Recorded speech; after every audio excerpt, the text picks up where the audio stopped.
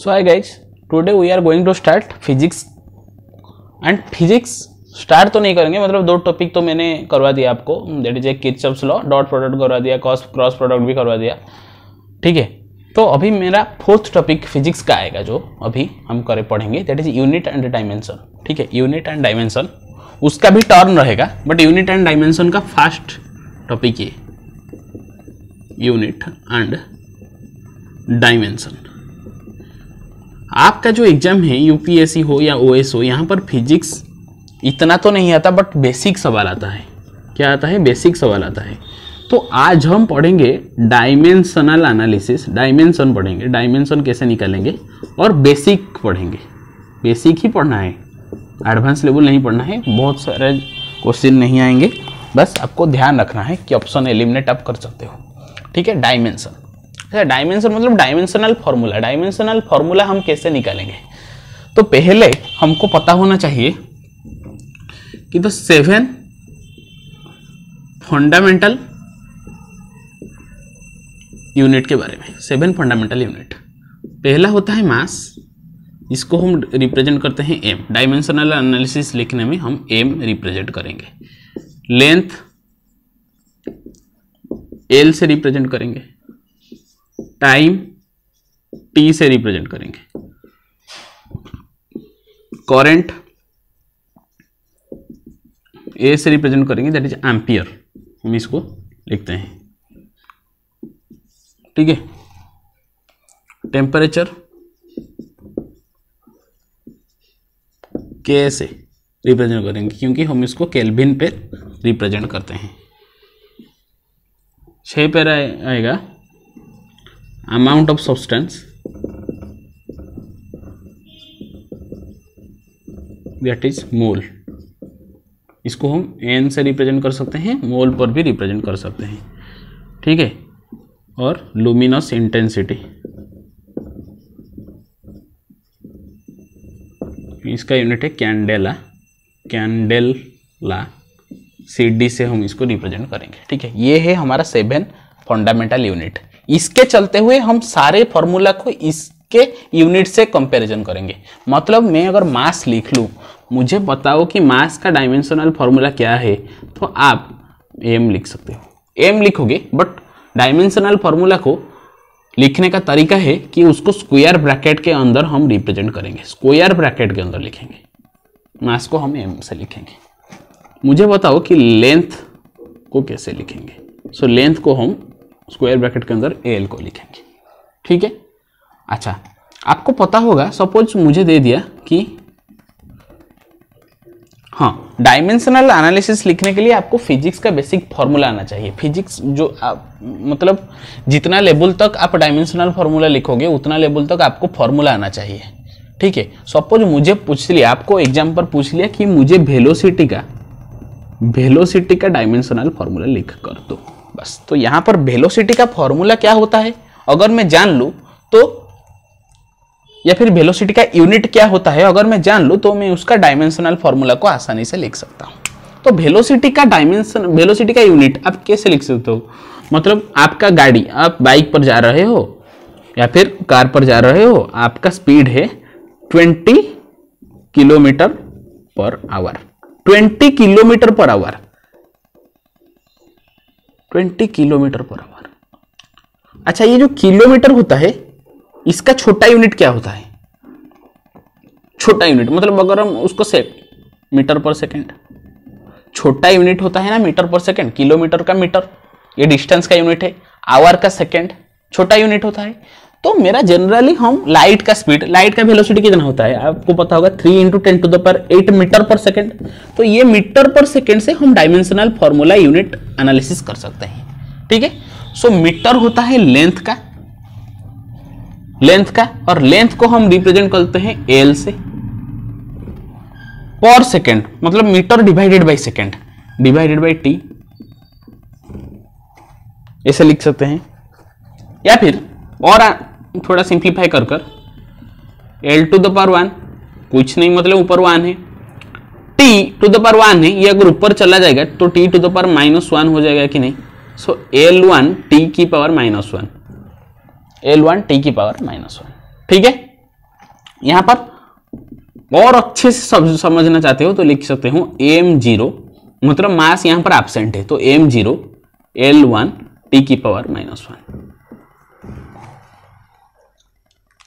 समझ में आया कैसे निकाला?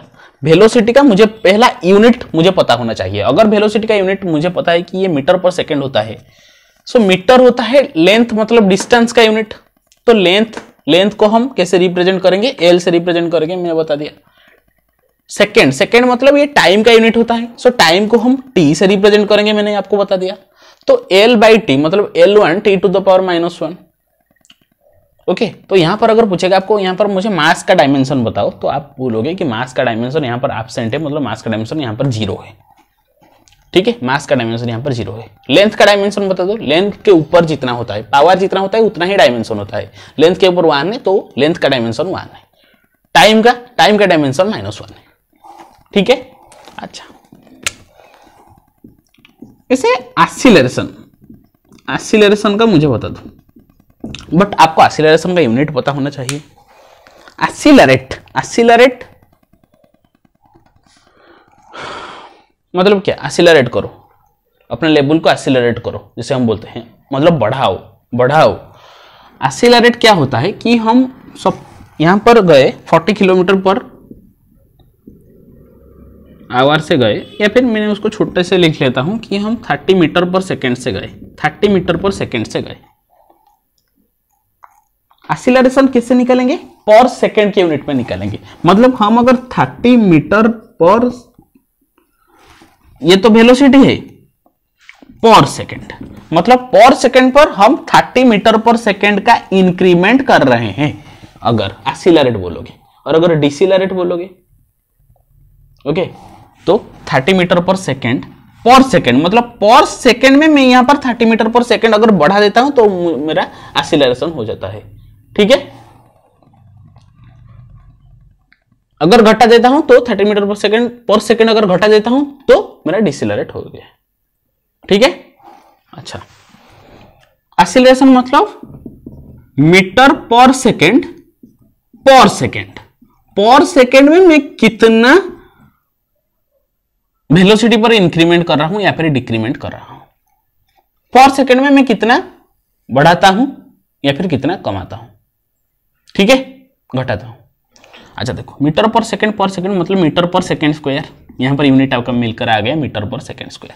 एक्सीलरेशन अगर मीटर पर सेकेंड स्क्वायर है, ये मास नहीं, ये मीटर है। ठीक है ना, मीटर पर सेकेंड स्क्वायर अगर है तो मीटर को हम एल से रिप्रेजेंट करेंगे कि नहीं? पर सेकेंड स्क्वायर, सेकेंड मतलब ये टाइम का यूनिट है, सो टी स्क्वायर यहां पर आ जाएगा। तो यहां पर आ जाएगा L1 t की पावर -2, L1 t की पावर -2। तो मुझे और बेहतर से लिख लूं तो m0 L1 t की पावर -2, m0 L1 t की पावर -2। तो ये मेरा एक्सीलरेशन का डायमेंशनल फॉर्मूला हो गया, m0 L1 t की पावर -2। ठीक है, अच्छा, ये 4 गया। अभी सपोज मुझे पूछा है कि आप मुझे बता दो मोमेंटम का फॉर्मूला होता है, मोमेंटम को P से रिप्रेजेंट करते हैं और P इक्वल्स टू mv। यहाँ पर m क्या होता है? मास होता है, और v होता है वेलोसिटी होता है। ठीक है, अच्छा, तो मास का मुझे पता है कि ये m1 होता है, और वेलोसिटी का मुझे याद होना चाहिए, या फिर आप निकाल भी सकते हो, बट एग्जाम में निकालने के वक्त टाइम खराब हो जाता है। तो जनरल एस्पेक्ट को आप याद कर सकते हो, L1 t -1, या फिर मन कैलकुलेट कर सकते हो कि मीटर पर सेकेंड, मीटर को लेंथ पर second t to the power 1 L1 t -1, ऐसे करके आप निकाल सकते हो। तो L1 t की पावर -1, तो m1 L1 t की पावर -1, ये होता है मेरा मोमेंटम का। मास इंटू वेलोसिटी, मास का मैंने m लिख दिया, वेलोसिटी का L1 t -1 लिख लिया, फिर उसको ऐड कर दिया m1 L1 t -1, हो गया मेरा मोमेंटम का, खत्म हो गया। ठीक है, अगर मुझे पूछा है कि आप मुझे एरिया का डायमेंशनल फॉर्मूला लिख कर दो, तो एरिया मुझे पता है जनरली ये होता है लेंथ इंटू ब्रेड्थ, और लेंथ को हम लेंथ से रिप्रेजेंट करेंगे, ये एक डिस्टेंस है, एक दूरता है। ब्रेड्थ इसको भी हम एल से रिप्रेजेंट करेंगे क्योंकि ये भी एक डिस्टेंस का मेजरमेंट है, तो मतलब L square, L into L, L square, तो m0 L2 T0, इसको हम ऐसे रिप्रेजेंट कर सकते हैं, या फिर ऐसे भी करोगे तो चलेगा, कोई बात नहीं। ठीक है, एरिया खत्म हो गया। मुझे वॉल्यूम, वॉल्यूम, वॉल्यूम को लिखते हैं हम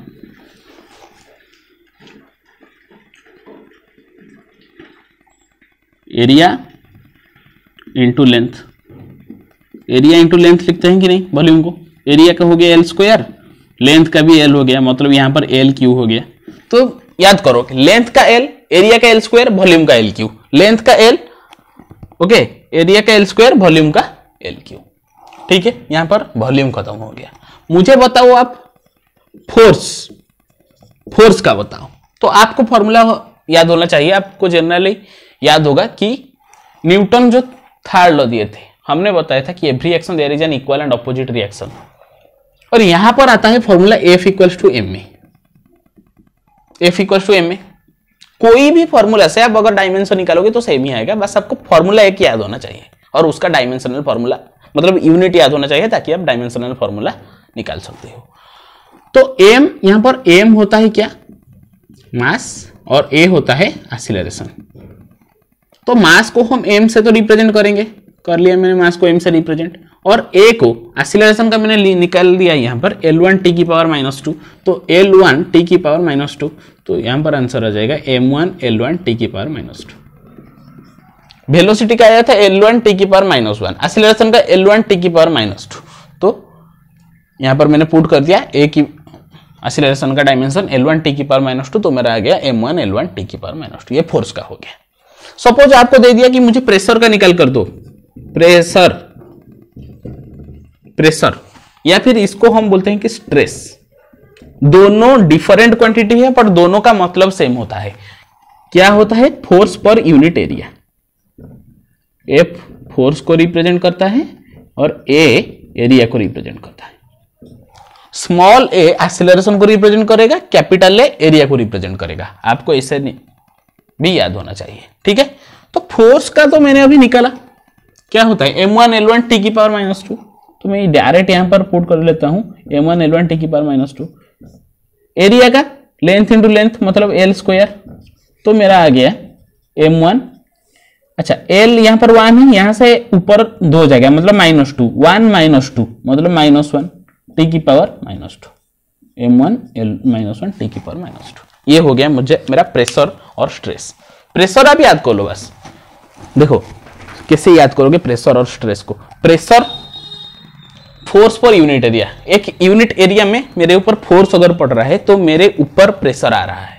आपको फोर्स पड़ रहा है, तू ये कर, तू ये एग्जाम को क्रैक कर, ठीक है ना, तो इस एग्जाम को क्रैक कर, मतलब एक घर के अंदर, ये घर भी एक एरिया है, इस एरिया के अंदर आपके ऊपर फोर्स पका जा रहा है कि आप इस एग्जाम को क्रैक करो, तो आपके ऊपर प्रेशर आएगा कि नहीं कि मुझे फोर्स कर रहे हैं या एग्जाम क्रैक करना है, तो यहां पर आपके ऊपर प्रेशर आ जाता है। तो प्रेशर ये से याद करो, फोर्स पर एरिया। और प्रेशर या फिर स्ट्रेस को आप कैसे निकालोगे, general day to day life में आपको बताएं कि इतना प्रेशर मत लो, बोलते हैं कोई कोई बोलते हैं इतना स्ट्रेस मत लो,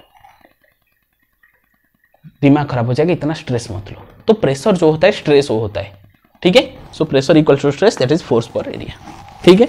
अच्छा, अगर हम 10th एनर्जी का बता दो, एनर्जी का कोई भी फॉर्मूला लगा लो सेम आएगा डायमेंशन।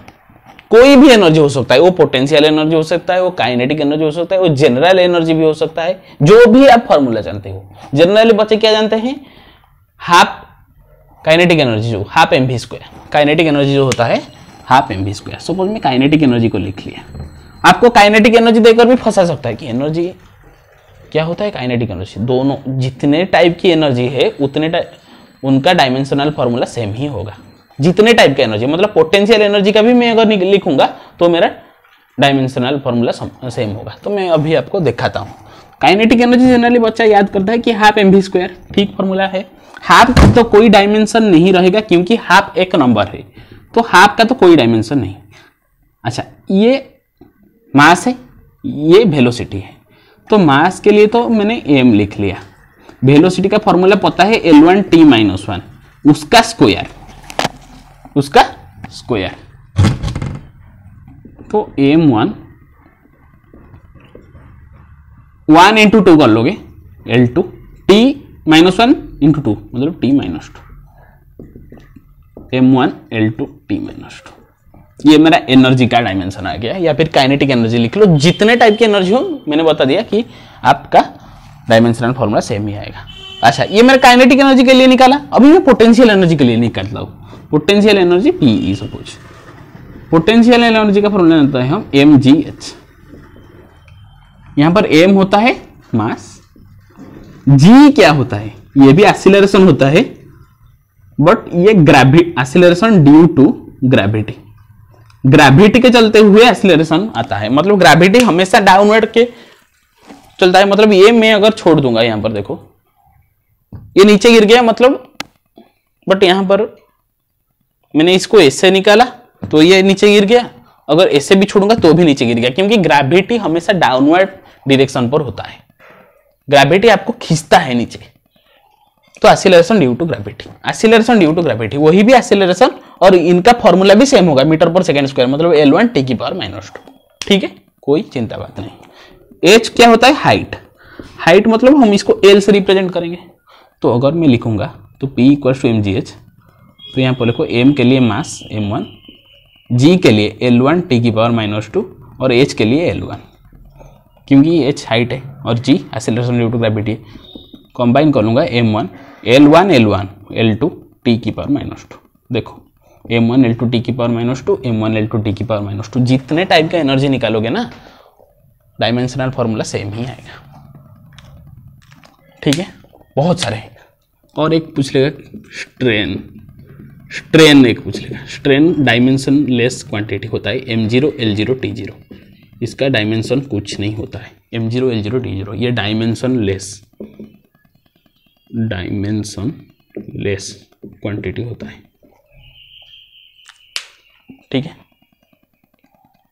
तो आज मैंने जितना भी आपको बताया ये सब बेसिक था, इसके आधार पे आपके का क्वेश्चन आएगा, और बाकी भारी भरकम सवाल कुछ नहीं आएगा। जब मैं प्रॉब्लम कराऊंगा इसका भी 5-10 सवाल लगाऊंगा डिफरेंट टाइप का, तो मैं आपको बताऊंगा। ठीक है, तो ऑल द बेस्ट, पढ़ाई करते रहे।